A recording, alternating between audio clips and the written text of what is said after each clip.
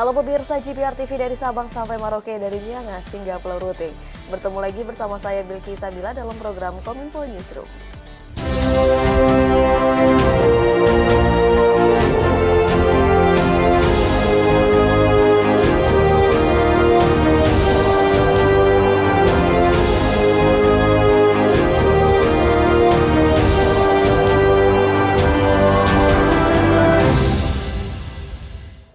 Inilah Kominfo Newsroom selengkapnya.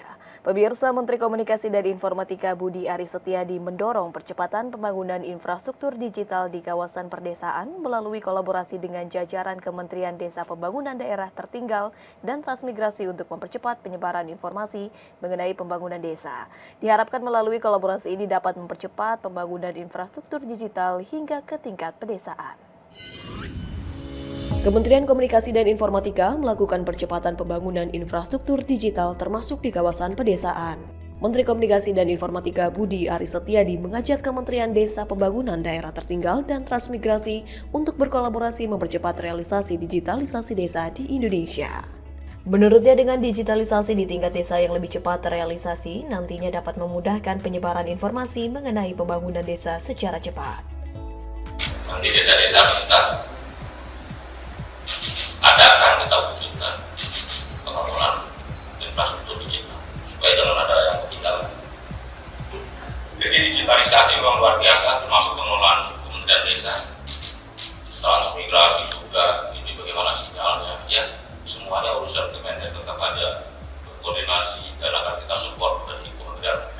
Lebih lanjut, Menkominfo Budi mengatakan dirinya juga masih akan mendorong pembangunan desa meski saat ini sudah berada di kementerian yang berbeda. Menkominfo Budi berkomitmen untuk mendorong pembangunan desa dari segi pembangunan infrastruktur digital untuk menunjang telekomunikasi, dan harapannya program tersebut dapat tetap berjalan dengan sinergi yang baik dengan Kemendesa PDTT. Ngomong aja langsung, kalau bisa kita adakan, kita percepat. Jadi ini waktunya kita untuk mempercepat supaya bisa menjadi revisi. Karena desa itu ujungnya nanti begitu dilihat juga ujungnya kemajuan desa apa sih? Pasti salah satunya akses internet. Desa mau maju, mau mandiri, nggak ada internetnya, nggak bisa dibilang maju, mandiri. Karena itulah saya berharap, saya mohon Gus, mudah-mudahan bekerjasama kita, Kominfo dan Kemendes tetap dan terus berlanjut.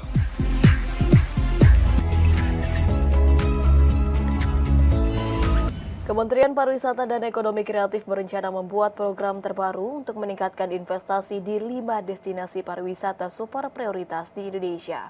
Menparekraf Sandiaga Uno menyebutkan untuk Danau Toba harus lebih giat meningkatkan investasi agar tidak tertinggal dari destinasi pariwisata super prioritas yang lainnya. Menteri Pariwisata dan Ekonomi Kreatif Sandiaga Salahuddin Uno menegaskan bahwa Kemenparekraf akan fokus meningkatkan investasi di 5 destinasi pariwisata super prioritas. Salah satu langkah yang dilakukan yakni dalam waktu dekat Kemenparekraf akan berencana membuat program agar investasi dapat merata di semua destinasi pariwisata super prioritas di Indonesia. Perkembangan program tersebut bukan hanya meningkatkan berbagai event, tapi juga mengenai keberlanjutan lingkungan.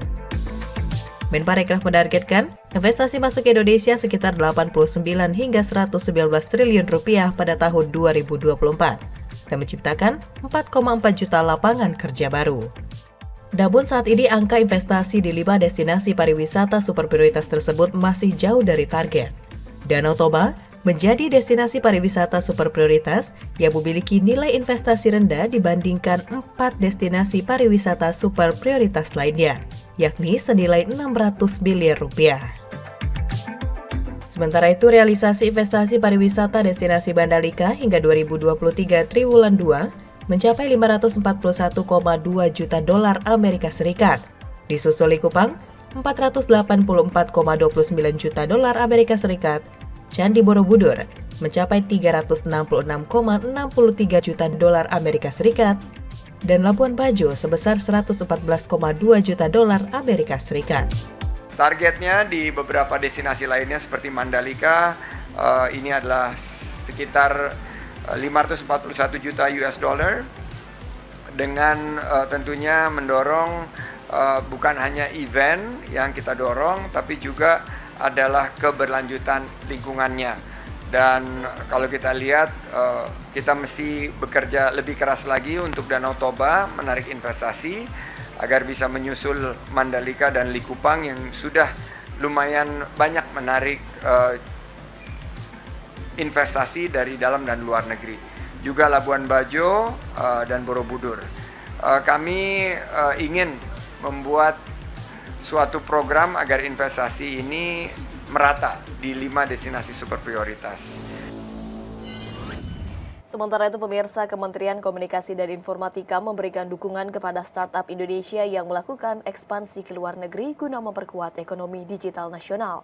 Upaya tersebut diperkuat melalui pertemuan bilateral yang dilakukan oleh Wamenkominfo Nezar Patria bersama dengan Menteri Perindustrian dan Ilmu Pengetahuan Australia Ed Music di kantor Privy Kemang, Jakarta Selatan.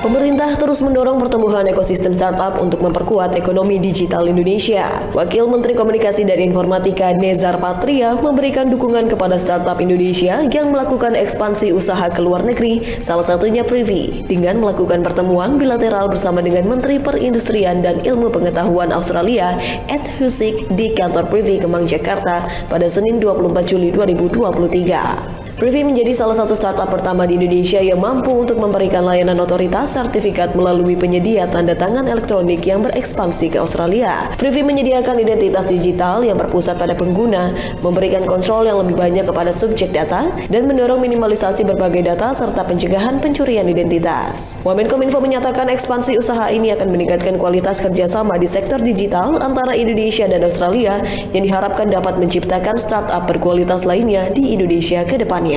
First of all, allow me to say that I'm proud of the achievement accomplished by Privy. As a startup that provides certificate authority services through the first electronic signature provider in Indonesia that expands overseas, I hope the progressive steps taken by Privy can further open opportunities for other certificate authority startups in our country to continue to grow and expand outside of Indonesia. I believe that there are many high-quality Indonesian startup companies that can provide the best services and compete with various startups from other countries. Upaya pemadanan NIK dengan NPWP terus dimaksimalkan oleh pemerintah hingga saat ini. Direktur Jenderal Pajak Kementerian Keuangan Suryo Utomo menyebutkan perkembangannya sudah mencapai 82% hingga bisa diimplementasikan secara menyeluruh pada tanggal 1 Januari 2024 mendatang. Direktur Jenderal Pajak Kementerian Keuangan Republik Indonesia Suryo Utomo menyebutkan, perkembangan integrasi nomor induk kependudukan dan nomor pokok wajib pajak sudah 82% terpadankan. Hal tersebut didukung dengan terus dilakukannya sosialisasi kepada masyarakat yang diharapkan dapat segera diimplementasikan secara menyeluruh pada tahun 2024 mendatang. Suryo menyampaikan saat ini pihaknya tengah dalam proses penyesuaian data antar database DJP dengan Direktorat Jenderal Kependudukan dan Pencatatan Sipil agar setiap data dan informasi dapat terpadankan dengan baik. Bahwa integrasi antara NIK dan NPWP sudah di posisi 82% confirm itu terpadankan. Memang ada beberapa yang masih belum dan ini terus kami lakukan pemadanan antara NIK dan NPWP. Beberapa tempat kami juga gerakan untuk terus melakukan sosialisasi kepada masyarakat secara berkesinambungan. Harapannya sampai dengan akhir tahun ini NIK NPWP sudah established untuk dapat kita gunakan pada waktu implementasi Cortex ke depan. Selain itu kami pun juga membuka perluasan layanan asistensi pemadanan oleh teman-teman kami yang ada di seluruh Indonesia supaya memudahkan wajib pajak melakukan pemadanan. Adapun kebijakan integrasi NIK dan NPWP ini telah tercantum dalam Undang-Undang Nomor 7 Tahun 2021 tentang harmonisasi peraturan perpajakan. Rencananya kebijakan itu akan mulai diterapkan secara penuh pada 1 Januari 2024. DJP mencatat sudah ada 57,87 juta NIK yang sudah dilakukan validasi menjadi NPWP per 11 Juli 2023. Lebih lanjut, Suryo juga menambahkan terkait tujuan adanya kebijakan integrasi NIK dan NPWP ini adalah untuk meningkatkan pelayanan kepada wajib pajak serta memudahkan wajib pajak dalam administrasi perpajakan dengan menggunakan identitas tunggal. Hal tersebut memudahkan karena wajib pajak tak perlu lagi menghafal 2 nomor sekaligus, namun hanya menggunakan NIK yang mungkin sudah umum digunakan masyarakat.